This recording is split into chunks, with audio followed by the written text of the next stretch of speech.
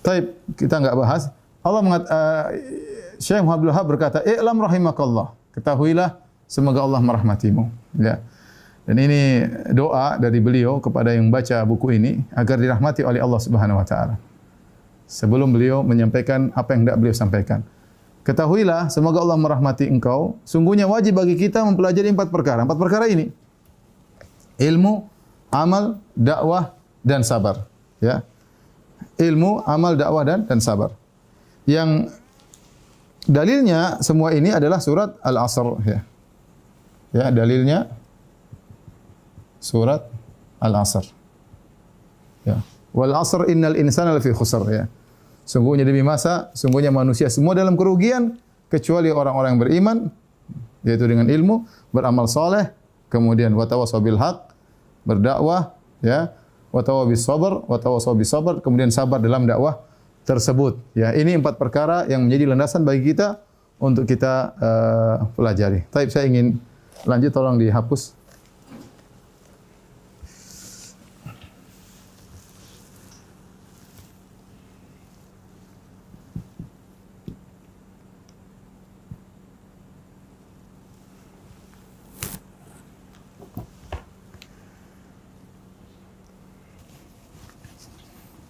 Baik, ikhwan yang dirahmati Allah Subhanahu wa taala, ikhwan akhwat yang dirahmati Allah Subhanahu wa taala.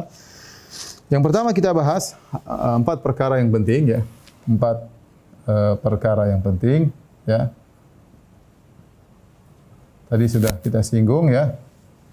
Yang pertama adalah al-ilmu, ya. Ilmu, ya, tentu adalah ibadah yang sangat agung, ya. Ilmu, ya.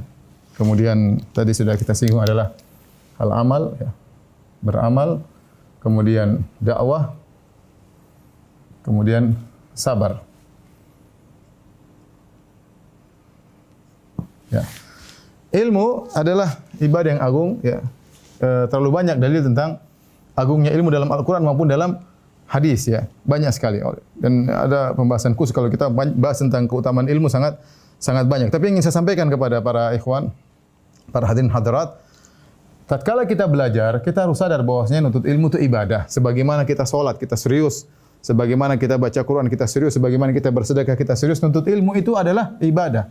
Talabul ilmi faridatun ala kulli muslim. Nuntut ilmu adalah wajib bagi setiap muslim. Dan seorang nuntut ilmu, dan Allah cinta dengan ilmu tersebut.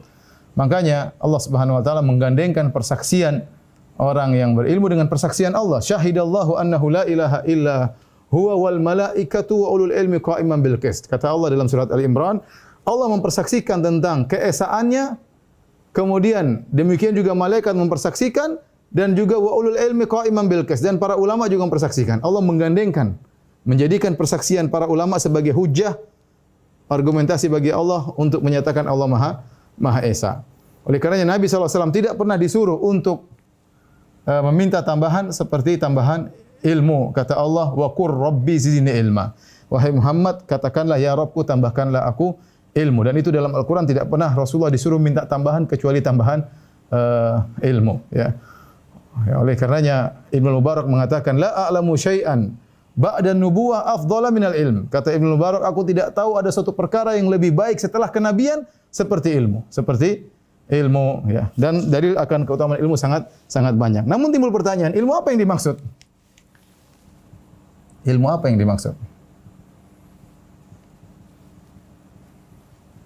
Baik, kita bicara secara logika. Ilmu ada 2, ya. Ilmu ada 2 kalau kita mau klasifikasikan sederhana. Ada ilmu dunia, ada namanya ilmu syariat. Ilmu agama atau syar'i. Baik, ilmu syar'i, ya, terbagi menjadi 3, ya.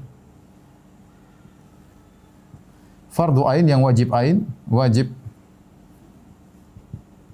atau fardu ain. Kemudian ini wajib kifayah.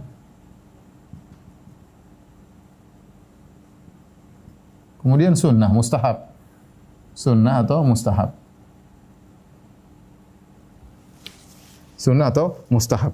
Fardu ain, apa saja ilmu fardu ain? Yaitu semua ilmu semua ilmu yang harus diketahui seorang hamba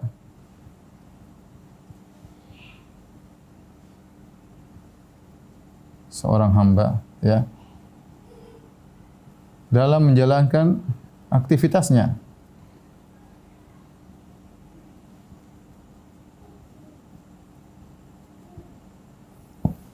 Apa ilmu tersebut yang wajib diketahui oleh seorang hamba dalam bidang aktivitasnya? Seperti ilmu-ilmu dasar, contoh ilmu-ilmu dasar, ilmu-ilmu dasar akidah,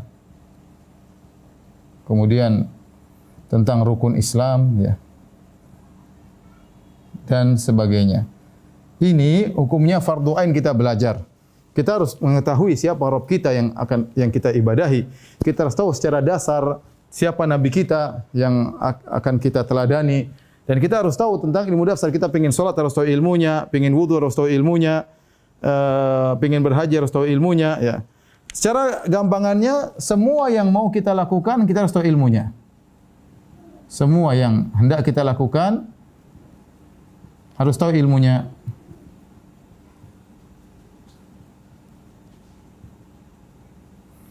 Contohnya, seorang ingin berdagang, dia harus tahu ilmu tentang perdagangan. Mana riba, mana yang boleh, ya. Sehingga dia tidak terjerumus dalam riba misalnya. Seorang ingin menikah, dia harus tahu tentang fikih nikah secara dasar. Seorang ingin menjatuhkan cerai, dia harus tahu fikih cerai. Ya. Hukumnya wajib karena dia ingin menjatuhkan cerai. Ya. Yang sangat menyedihkan, banyak orang tidak tahu fikih cerai bagaimana. Bagaimana cara menjatuhkan cerai, kapan boleh menjatuhkan cerai, bagaimana cara menjatuhkan cerai, bagaimana cara rujuk. Banyak orang kaum muslimin tidak tahu. Padahal mereka dengan mudah mengatakan, kamu saya cerai kepada istrinya. Maka semua yang ingin kita kerjakan, kita harus tahu ilmunya. Hukumnya fardhu ain. Contoh, saya ingin umrah, saya harus tahu fikih umrah. Saya ingin haji, saya harus tahu fikih haji. Kalau saya tidak tahu, saya tidak ingin haji, tidak harus saya tahu tentang fikih haji. Ini yang disebut dengan fardhu ain. Fardhu ain itu ilmu yang harus diketahui seorang hamba dalam kaitannya menjalankan aktivitasnya. Kalau dia ingin berdagang, dia harus tahu ilmu perdagangan. Kalau dia ingin haji, harus ilmu haji. Kalau dia ingin sholat, dia harus tahu ilmu sholat.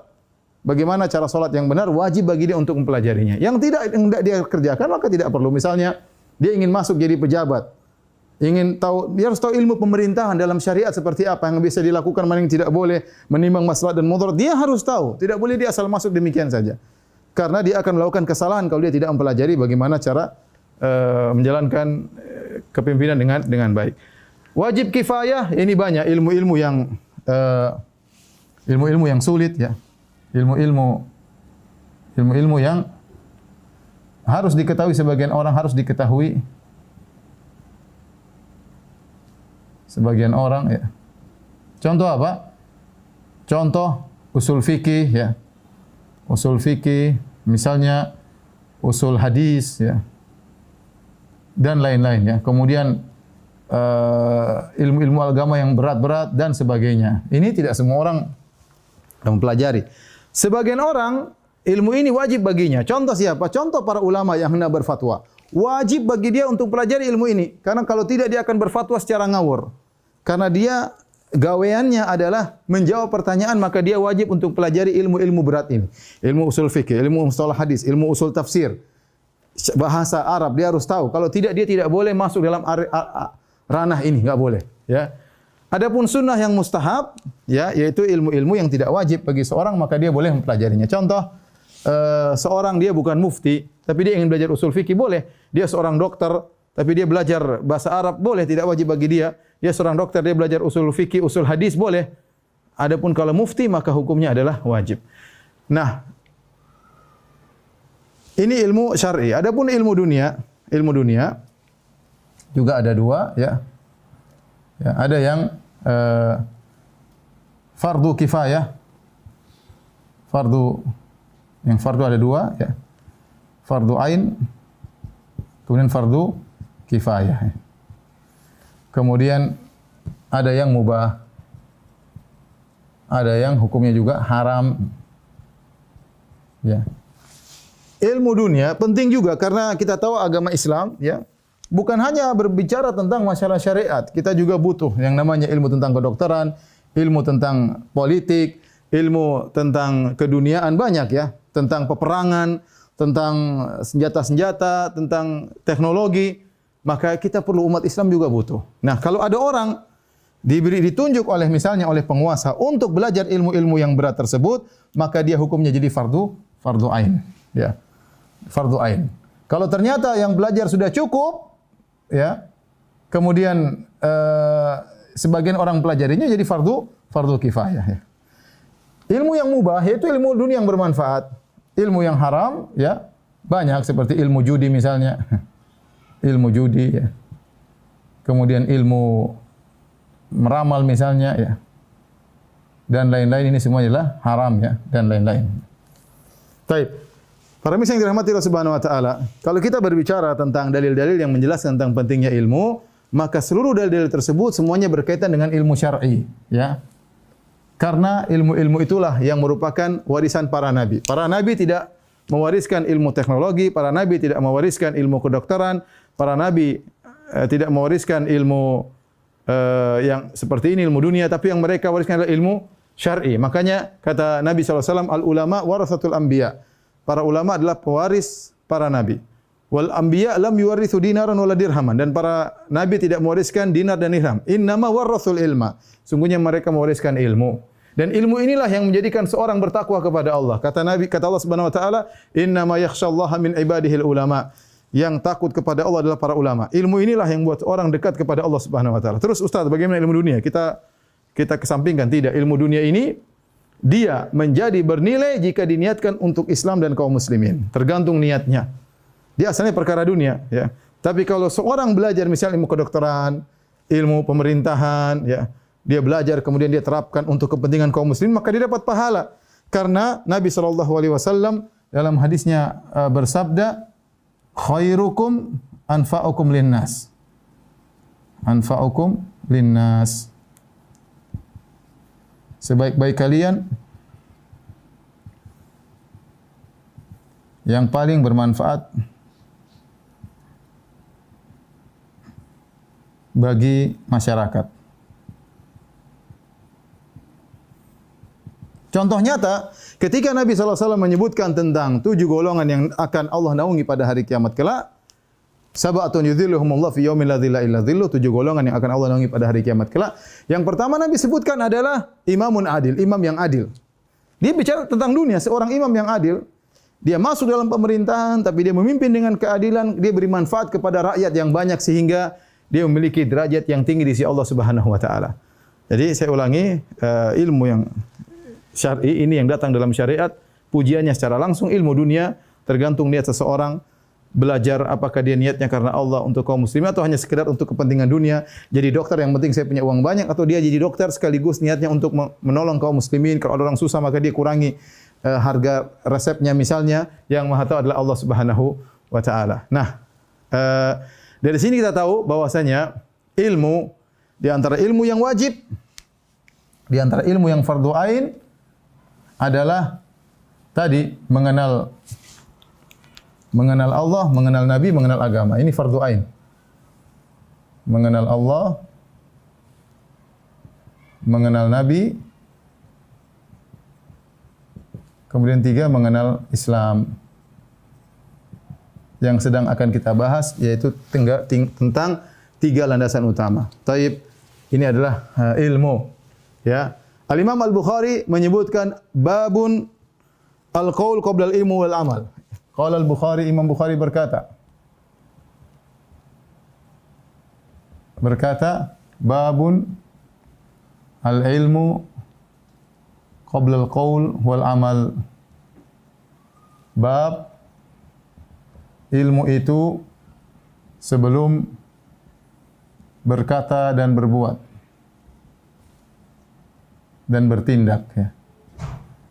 Ini kelihatannya sepele ikhwan dan para pemirsa, tapi inilah poin yang sangat penting dalam kita menjalani kehidupan kita sehari-hari. Kita harus belajar.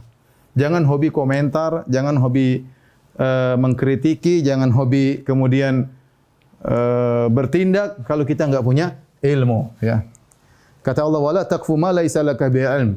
Jangan engkau mengikuti apa yang kau tidak punya ilmu tentangnya. Hati-hati.